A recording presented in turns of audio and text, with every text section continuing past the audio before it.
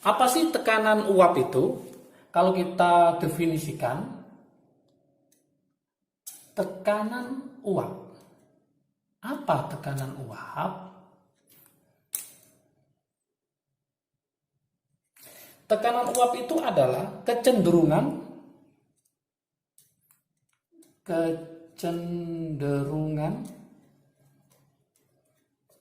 suatu cairan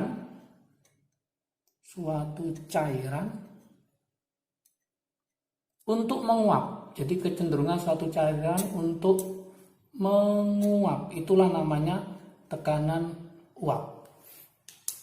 Di sini ingat ya. Ingat. Gini ya. Mudah menguap. Ini harus paham dulu. Mudah menguap itu artinya adalah tekanan uapnya tinggi. Ini harus paham dulu. Tekanan uapnya tinggi. Kebalikannya, sulit menguap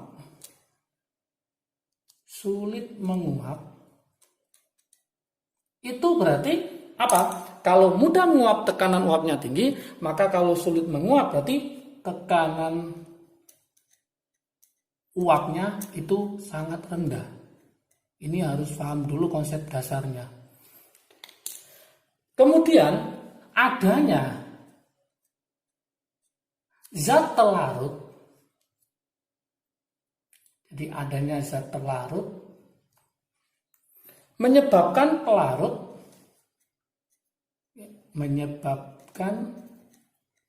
nanti ya. Berarti adanya zat pelarut itu menyebabkan pelarut lebih sukar menguap. Kalau lebih sukar menguap, maka tekanan uapnya apa yo? Rendah. Jadi lebih sukar menguap. Sebab kenapa dia lebih sukar menguap? Karena sebab sebagian permukaannya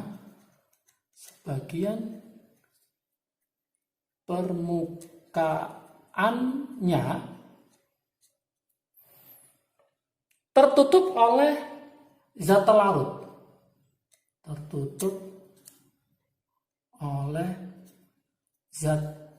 Ini harus paham dulu. Oke. Dari sini maka bisa disimpulkan bisa disimpulkan kesimpulannya ya. Tekanan uap larutan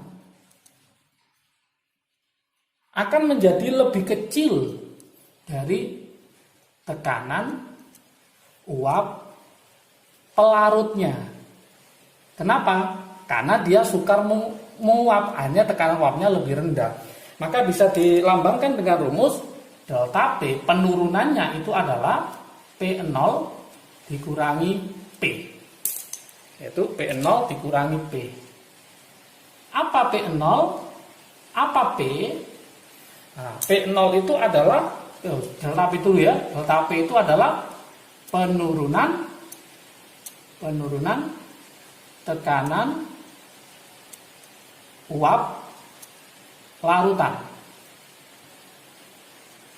Kalau P0 itu adalah tekanan uap jenuh pelarut.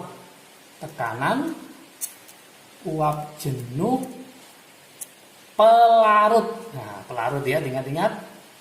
Kemudian P itu adalah tekanan uap jenuh, bukan pelarut, karena dia sudah bercampur, berarti apa? Larutan. Karena delta itu mesti positif, maka kesimpulannya P0 lebih besar dari P. Maka terbukti bahwa tekanan uap pelarutnya itu pasti lebih besar daripada tekanan uap larutan.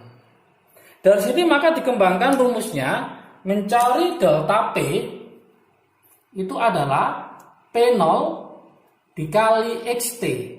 Masih ingat XT? Yaitu fraksi mol pelarut. Kalau dijabarkan lagi, berarti P0 XT itu apa? NT per NT ditambah NP. Mencari P tekanan uap itu boleh pakai rumus ini juga, P0 dikali XP. Supaya nanti tidak terbalik, gampang cara menghafalkan. Ini huruf apa? P, ini P. Berarti P mesti ketemu P. Ini ada namanya delta, ada T ketemu T. Delta, P, P. Itu supaya nanti nggak bingung. Berarti rumusnya kita jabarin. Jadi P0, XP itu apa? NP per NT plus NP. Yang saya tulis rumus ini itu adalah untuk larutan non elektrolit. Ingat-ingat. Gimana untuk larutan elektrolit? Maka rumusnya berubah. Jadi rumusnya gini kalau elektrolit, delta P sama dengan P0 NT, tetap kita tulis ya, NT ditambah NP, maka ini nanti ada I-nya, yaitu faktor Van Hoff-nya. Oke. Untuk yang ini jadi apa? Untuk elektrolit P sama dengan P0 NP per NT plus NP. I-nya hanya di terlarutnya, karena yang elektrolit adalah zat terlarutnya. Apa I? I itu namanya adalah faktor Van Hoff.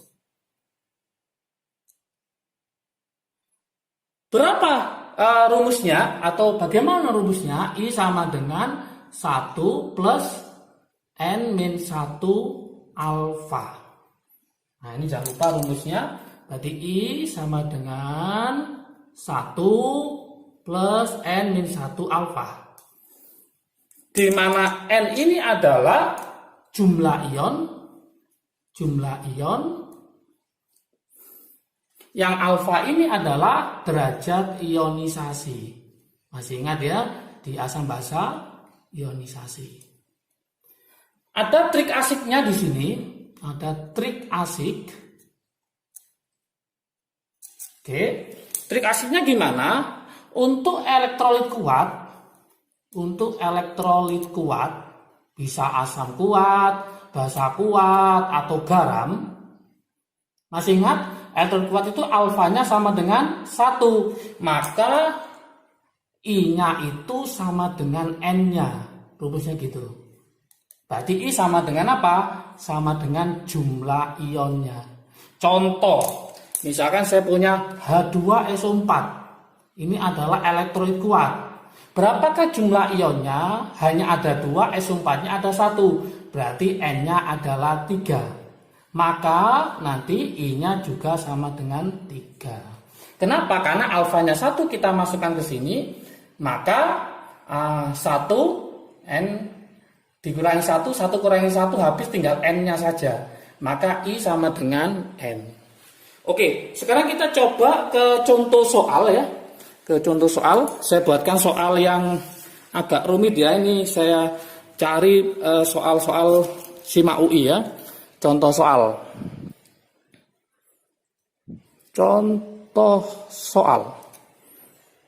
Supaya lebih paham lagi, ya, saya buatkan di soal SIMA UI. Ujian masuk ke UI ya. Tahunnya 2010. Kode soalnya 607. Nanti silakan dicoba ya. Oke. Tekanan uap air, soalnya gini. Tekanan uap air pada suhu 25 derajat Celcius adalah 25 torricelli ya. Berapakah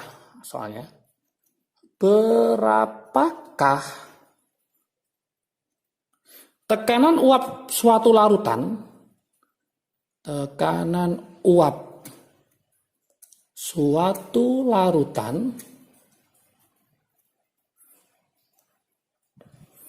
pada suhu 25, ya pada suhu 25 tadi ya, pada 25 derajat Celcius, yang dibuat dengan melarutkan,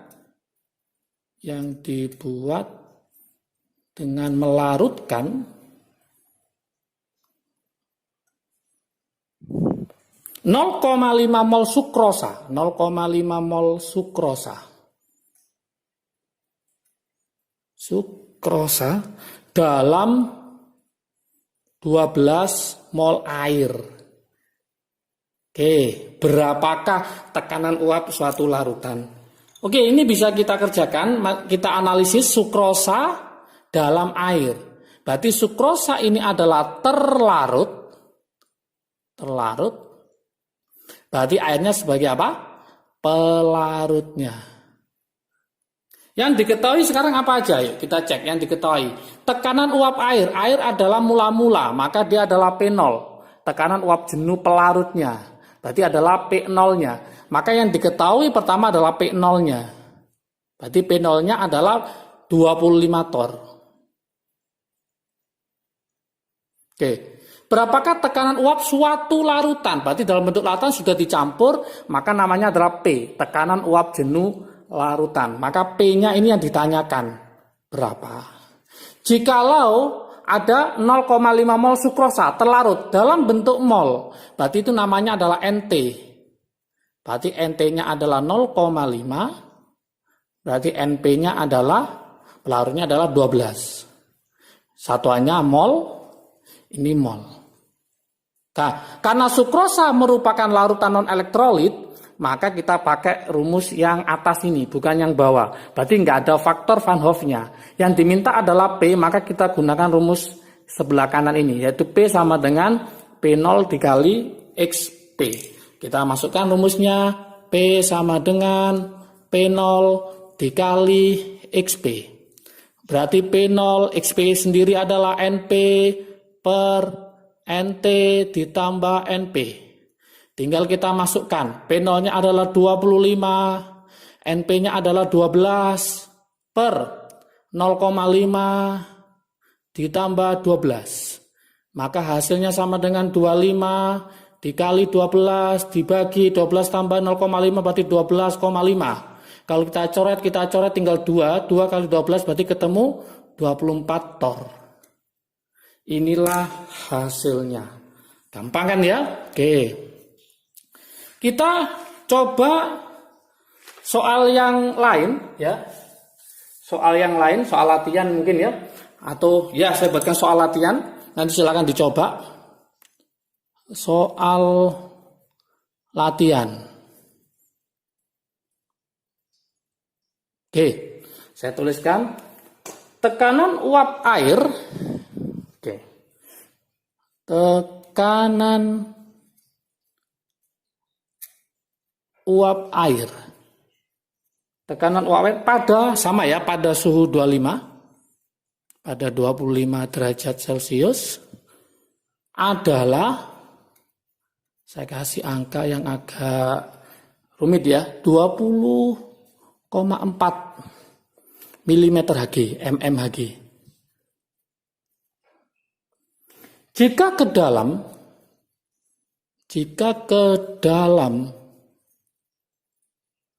90 gram air,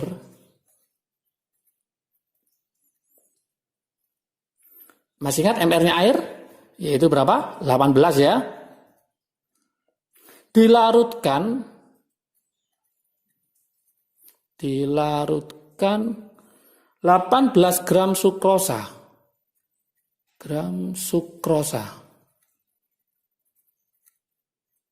Oke, MR-nya sukrosa adalah 180. Pertanyaannya, berapakah penurunan tekanan uap larutannya? Oke, silakan dicoba. Yang ditanyakan kalau ini adalah tekanan uap larutan, ini yang ditanyakan adalah penurunan tekanan uap larutan. Kalau ini dalam bentuk mol, ini masih dalam bentuk gram, ini dalam bentuk gram. Berarti jangan lupa nanti harus dijadikan mol ya. Ingat ini sukrosa adalah non elektrolit, maka nggak usah pakai yang elektrolit, berarti pakai yang atas. Oke, selamat mencoba, semoga paham dan mengerti. Jangan lupa video ini bisa di-share ke teman-teman kalian semua, semoga bermanfaatnya lebih banyak lagi ya. Oke, salam sukses dari saya Kim Ude. Saya Eri, assalamualaikum warahmatullahi wabarakatuh.